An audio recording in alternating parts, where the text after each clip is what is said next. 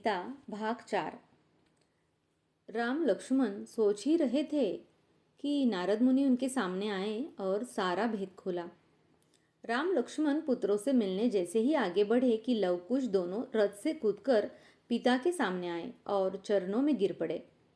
इन तेजस्वी पुत्रों को देखकर उन्हें अपार आनंद हुआ।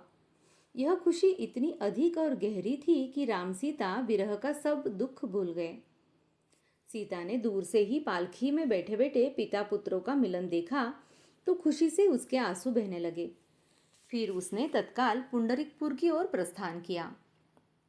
एक दिन लक्ष्मण ने राम से पूछा, भैया, जिसने लव कुश जैसे तेजस्वी पुत्रों को जन्म दिया, क्या उस देवी के भाग्य में कष्ट और पीड़ा ही है?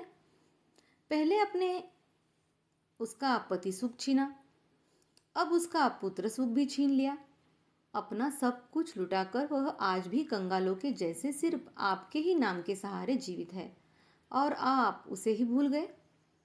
सहसा राम चौंके और लक्ष्मण से बोले, भैया लक्ष्मण, तुम शीघ्र ही पुंडरीकपुर जाओ और महाराजा वज्रजंघ को धन्यवाद देकर तथा मेरी ओर से क्षमा मांगकर सीता को अपने साथ अयोध्या में ले आओ। लक्ष्मण राजा वज्रजंघ से मिलकर सीता के पास पहुंचे।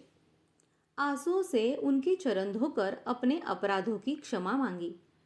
अयोध्या चलने का आग्रह किया।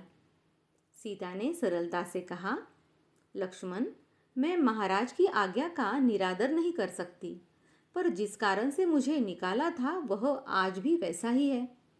ऐसी स्थिति में मेरा वहां आना क्या उचित रहेगा? जब तक मैं अपने शील धर्म की परीक्षा न दूं, तब तक मुझे अयोध्या में पैर रखने का अधिकार नहीं है। लक्ष्मण को सीता की बात उचित लगी। उसने अयोध्या जाकर राम को पूरी बात अवगत कराई और फिर सीता की अग्नि परीक्षा का निर्णय लिया गया। अयोध्या के बाहर अग्निकुंड तैयार किया। उस कुंड को चंदन काष्ठ से भरकर प्रज्वलित किया। लकड़ियां धू धू कर जलने लगी। आग की लपटें आकाश को छूने लगी। कुंड के चारों ओर हजारों नर नारी और आकाश में बहुत सारे देव देवी सीता की शील परीक्षा देखने के लिए पहुंचे। अग्निकुंड के तट पर खड़ी सीता ने उपस्थित जनमेदिनी की ओर देखा, फिर आकाश की ओर देखकर मन में नवकार मंत्र का जाप करती हुई उच्च स्वर में बोली, हे अग्निदेव, मैं अपनी सतीत्व की परीक्षा देने हेतु उपस्थित हुई हूँ। मैंने अपने जीवन में एक बार भी अपने पति श्री रामचंद्र जी के अतिरिक्त किसी अन्य की स्वप्न में इच्छा कामना की हो तो आप मेरे इस शरीर को जलाकर भस्म कर देना। ऐसा कहकर सीता ने पुनः नवकार मंत्र कहते हुए लाल लाल अंगारों से भरे हुए कुंड में छलांग मारी। दर्शकों का हृदय कांप उठा, आंखें बंद हो गई।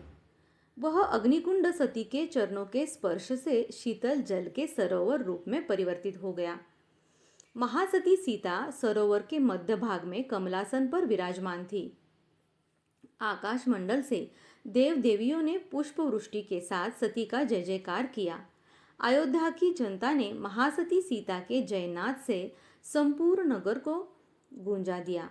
जिस धोबी के व्यंग्यपूर्ण वचनों से रामचंद्र जी ने अयोध्या से सीता को निकाला था, वह भी वहां मौजूद था। उसे बहुत पश्चाताप हुआ। उसने भी जोर जोर से जयनाद किया।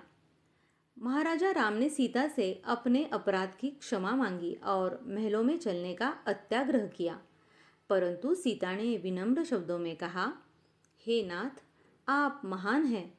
आपने अपनी मर्यादा के लिए अपनी प्यारी पत्नी की भी परवाह नहीं की।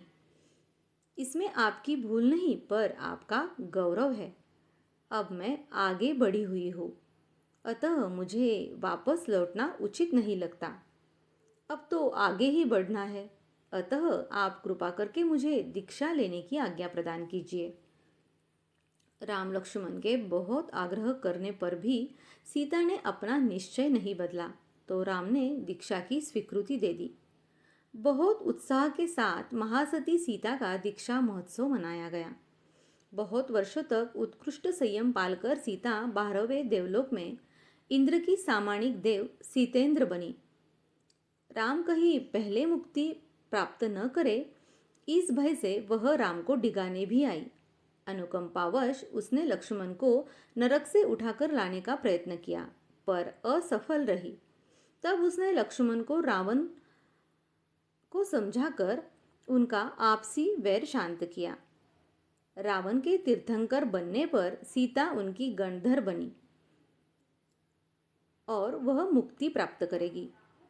अयोध्या में बहुत वर्षों तक महासती की गौरव गाथा गूंजती रही।